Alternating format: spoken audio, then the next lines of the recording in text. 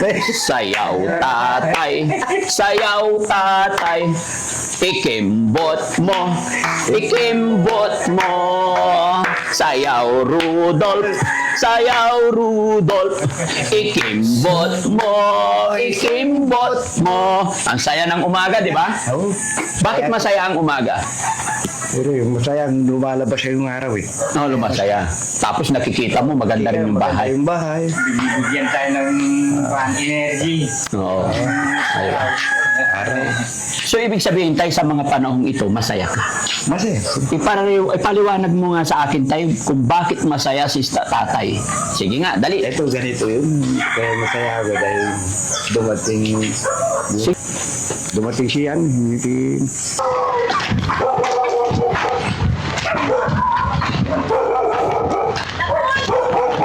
Ay! Ate Nida, good morning! Nilinis ako ng isda. Sabi ko, alis tayo. Akala ko bukas pa mamaya pa. Ano, morning tay. Anong bukas Di mo? pa ako nakaligo. Alam, iwanan mo na yan kay tatay, maligo ka na. Salsa lang ako ng sinaing. Ito mamaya niluto mo mo ha. Oo. Ano dyan? Pupunta. Ayun na. Diba? Check up mo ngayon. Ay, pupunta tayo sa Makati. Opo. Ay, Tay, di ba sinabi ko sa'yo kahapon? Sabi ko mag-ano di ba ka. ako nang... Nakalimutan mo. Nalaglag yung isda. Nalaglag yung isda na isa. Ay, nalaglag. Oo, si Ate Nida naglilit ng galunggong. Bumiling galunggong. Opo. O, sige, maligo ka, Ate Nida. Maligo ka muna. Baka darating eh. Sinabi ko sa'yo, tay, hindi mo pina... Na! Ha? Na bao. Ano? Maligo ka. Ha? Maligo ka. Iit pa ako. Tagal. Okay lang. Walang problema.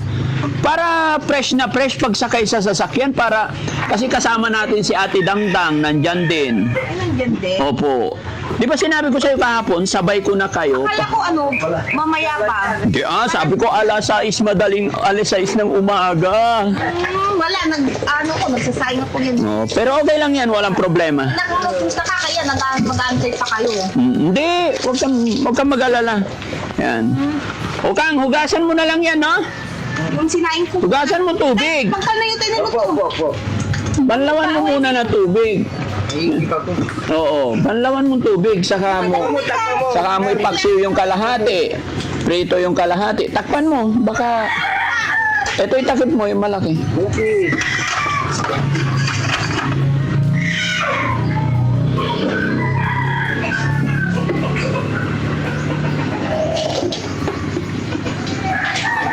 Paano nag-iigib? Malayo? Sige, dyan lang po. Ay, si tatay, hindi niya pinaalalahanan yung anak niya. Sinabi mo, baka umaga sila agad. Anong baka? Sinabi ko na sa'yo, hindi baka, sigurado. Alas 6, andito kami. Talaga si tatay, oh. Oo. Anong ginagawa mo, tay? Ito.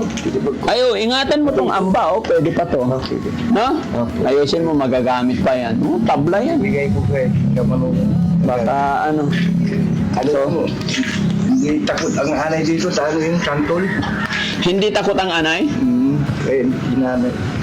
Kakainin ng anay to. Oh, pag ano, santol kasi yan. Pag santol, hindi takot ang anay. Saan takot ang anay? Dito siya. Sa santol. Ang gulo mo, tatay. Oy, harap ka dito, tay. Sabi mo sa akin, hindi takot ang anay. Tapos ngayon, takot. Bakit? Santol ko eh, maasim. Pag maasim. Maasim pa ba eh? Tuyot na? Ewan ko lang. Alam ko, pag tuyot na, wala nang asim eh. Mari. Di ba? Oo. Sabi mo maasim. Pag tuyot na, ang pagkakaalam ko, pag tuyot na yung santol, wala nang asim. Wala nang asim. Oo, pag medyo bata-bata pa yan, sariwa pa, yun may asim pa. Tagal-tagal na yan dyan eh. Diba? So, kita nyo yung bahay mga kababayan. Ni Ate Nida na maganda. Ayan oh. Oh, haba. Tapos yung kuryente, ito, pinakabit ko na dito mga kababayan, pinalagyan ko ng bago. Ayan oh. Ayan, sigurado, walang kaba. No? Hanggang sa loob yan. Wala pa sila Foreman. Oh, alas 7 pa lang, maaga pa lang eh. At pababain nyo muna si ano kaya? Pababain sila dito? Pababain nyo muna rito kasi maliligo pa yan, matagal. Paupuin na lang dito. Natin si Ate Dangdang, si Tatay. Diyan po. Oo. Kasi po, maliligo pa si, upo ka, Ate Dang. Ay, ganda naman ang bihis ni Ate Dangdang, no? Nakapag-almusal ka naman, Ate Dang? Ay, very good. Ano ulam ni Ate Dangdang? Itlog. Oh, ganda naman ang shoes ni Ate Dangdang. No? Ganyan ka, Ate Dang. Ganyan. Gayahin mo ako, ganyan. Ganyan o para ano? Huwag na magkalawkaw. Dali, ganyan, D4. Try mo nga, D4. Ayun naman pala eh. Ay, huwag ka na tapos high. Yun. Tapos smile. Labas gilagid. Labas gilagid sige, labas gilagid. Yeah. Diba? Ang saya mga kababayan. Okay na. Diba? Ay, hindi diretso. Yan lang. Ayan, ganyan lang. Hindi po ako sana. Sige, di kabila.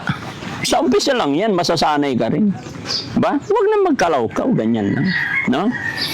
Kumusta naman kayo ng anak mo doon sa bahay nyo? Anong ginagawa nyo? Naglalaro.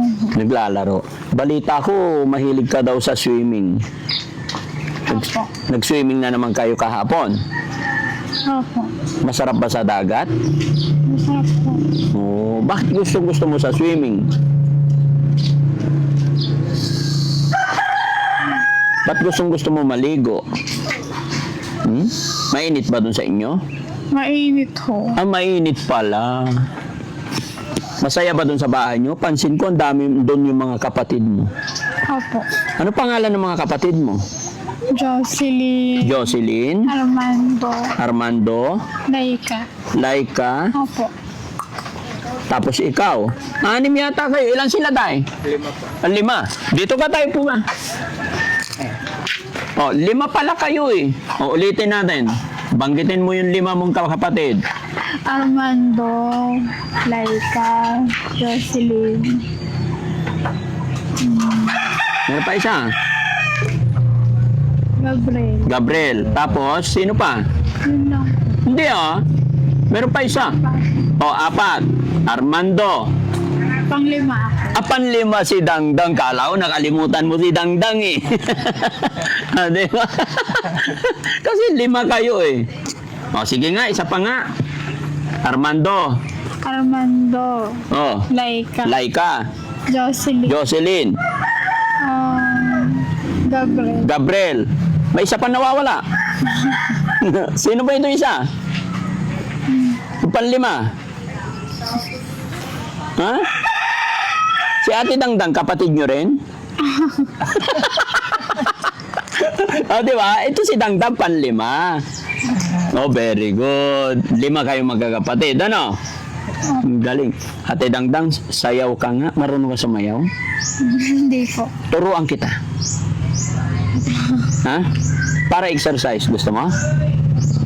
Turuan kita. Kita mo yung bahay ni Ate Nida? Maganda, pinapagawa namin. Halika, tignan natin. Sandali. Pakita ko sa'yo. Hi, Tay! Tay! Ano pangalan mo, Tay? Rodolfo.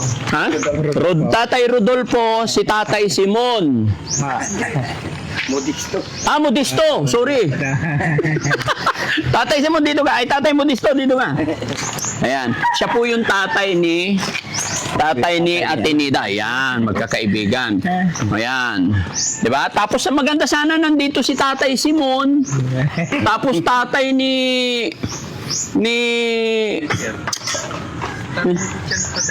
Tatay Alan.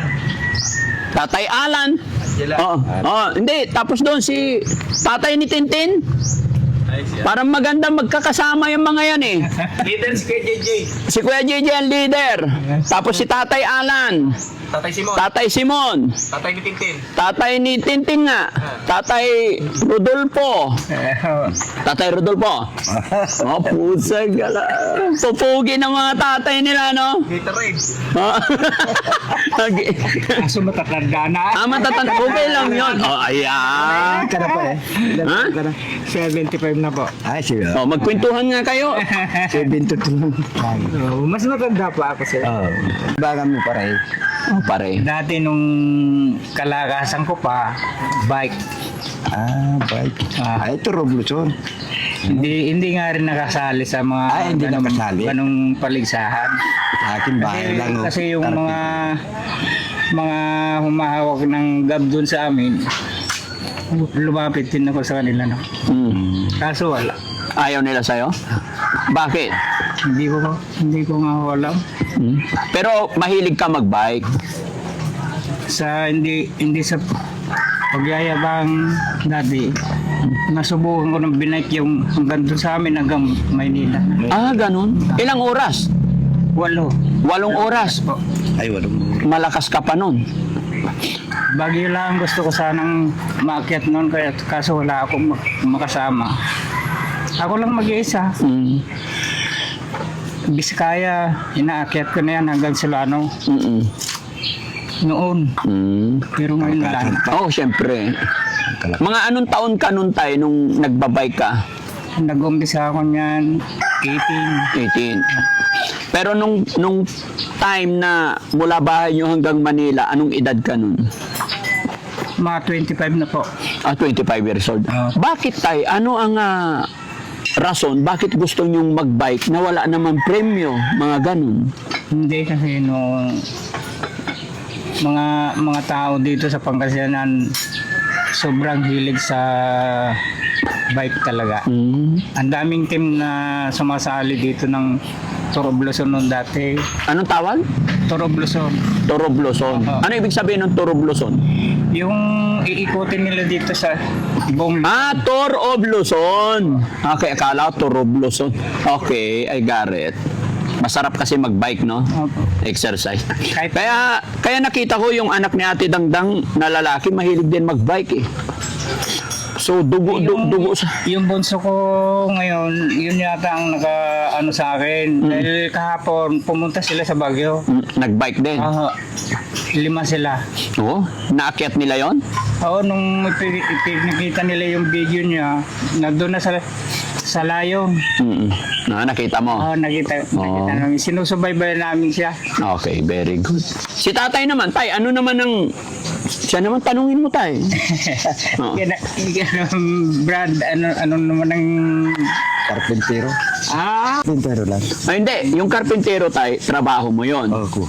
Ano yung mga kasiyahan mo sa buhay, libangan mo? Libangan. Yun, karpintero. Doon ka naglilibang. Ikaw pa naman na Gatorade tayo. Pero ba't sabi ng mga kapitbahay, ang libangan mo dito, yung mga kumpare mo? Yun, pag dumarating. Anong libangan nyo? Yun, ng 2x2. Ganun. Ayun, na to. Yun. 2x2 ang libangan talaga nito. Pampalakas. Pampasigla. Hindi naman yung sobra. Katamtaman lang. Katamtaman lang. Kailan ko kaya makakainuman tong mga kababayan? No? Minsan gusto ko makainuman din kayo eh, no? Pero kape. Kape. Oo, kasi Sarap yun. kape na lang. Di ba? Iya. Sige, dito tayo sa loob. Ay, okay na si Ate Nida. Ay, pasok mo. Bisitahin mo naman yung bisita mo tayo. Tignan nyo yung Sige, ipakita mo. Hawakan mo to tayo. Ipakita mo kay tatay. Sige, itur. May bisita ka tay. Oo. Tay Rodolfo.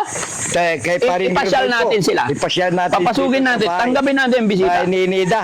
Sige nga tayo. Pakita mo. Ayan. Freddy, pati ikaw, Ito. gumagawa na rin dito. Oo, yan o. Ano namumuno? Di may priman dito. Daddy Frankie. May priman. Ayan o. Ganda na, no? Pakita mo tayo. Ituro mo yung mga ginagawa nyo. Ito. Kanino yan tayo? Kaya Oscar. May isip. Sa aming dalawa. Pa pala dyan. Ayan o. Kwarto ni tatay yan. Isang kwarto. Kaya bubungan siguro ngayon yan. Oo. At saka palitada. Nandiyan na yung traffic niya eh. Opo. Steel trusses yan.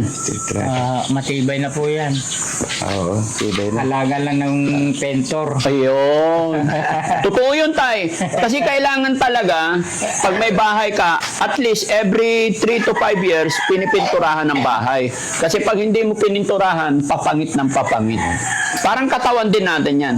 Pag di natin inalagaan yung sarili natin, Kakalawangin pa rin ng kahit na Pipintura. pahiran na ng pintura yan. oo, pipinturahan yan.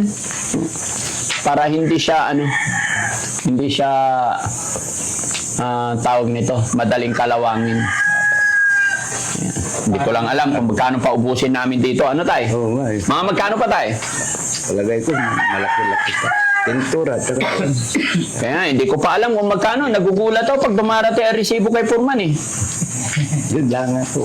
Yun lang. Pero walang problema yan tay. Basta sayawan mo lang ako. Okay. Oh, sayaw. Sayaw, tatay. Sayaw, tatay. Ikimbot mo. Ikimbot mo. Sayaw, Rudolph. Sayaw, Rudolph. Ikimbot mo. Ikimbot mo. Ang saya ng umaga, di ba? Oo. Bakit masaya ang umaga? Pero yung masayang lumalabas siya yung araw eh. Oh, lumasaya. Tapos nakikita mo, maganda rin yung bahay. Yung bahay. Bibigyan tayo ng energy. Oo. Ayun. Araw. So, ibig sabihin tayo sa mga panahong ito, masaya ka. Masaya. Ipaliwanag mo nga sa akin tayo kung bakit masaya si tatay. Sige nga, dali. Ito, ganito yun. Kaya masaya ako dahil dumating siya, si Daddy Frankie dito sa ayun. Saka salamat sa Panginoon at mayroong nagbigay ng Na, sabi ng to, tahimik lang tayo. May nagbigay ng biyaya. biyaya. Oh, so, ibig sabihin mula nung nakilala mo si Daddy Frankie, masaya. Masaya na. Matagal ko nang binabalak na mayroon magkapagsabi Na, na darating si Daddy Frankie dito sa bahay namin. oh. Ano nangyari tayo nung dumating si Daddy Frankie sa bahay niya? Ayan, nagawa. Nagpapagawa na ng bahay. Nagpapagawa ng bahay. So, halimbawa, after 3 years, halimbawa, siyempre, video to. O, anong sasabihin mo kay Daddy Frankie pag hindi mo na nakita? Halimbawa, wala na si Daddy Frankie. Ano yung pabaon mo kay Daddy Frankie? Malaking pasasalamat. O, sige nga, paano magpasalamat kay Daddy Frankie? Sige nga, gusto kong marinig. O, dali. Malaking pasasalamat kay Daddy Frankie. Lalo-lalong sa Panginoon. Yan lang po.